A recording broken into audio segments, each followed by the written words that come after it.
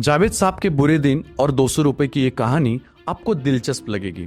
एक बार जावेद अख्तर साहब के बहुत बुरे दिन चल रहे थे और उनके पास जेब में पैसे और काम भी नहीं था। ऐसे ही वो साहिर लुधियानी साहब के पास पहुंचे और बोले, साहिर साहब अगर कोई काम हो तो लगवा दीजिए।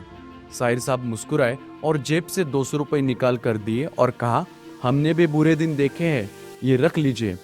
जावेद अख्तर साहब ने पैसे तो रख लिए और फिर कभी जावेद अख्तर साहब और साहिर लुधियानी साहब मिलते थे तो मजाक मस्ती में एक दूसरे को चिढ़ाते थे। जावेद साहब हंसते हुए कहते थे, साहिर साहब आपके 200 रुपए अभी भी मेरे पास है, दे सकता हूँ मगर दूंगा नहीं। साहिर साहब मुस्कुराते थे और कहते थे कि वक्त आने पर मांग लूंगा। और ये मजाक, ये प्यार सालों तक चलता रहा।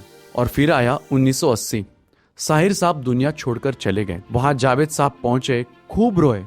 अंत में दफन विधि हो गया, सब कुछ हो गया। फिर यूं हुआ कि कब्र खोदने वाले इंसान को देने के लिए कुछ पैसे कम पड़ रहे थे।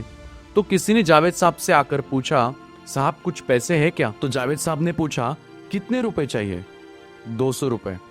ये सुनते ही जावेद अख्तर साहब की आंखें भर गई। उन्हें साहिर साहब की वो लाइन याद आ गई, वक्त आने पर जरूर मांग लूंगा।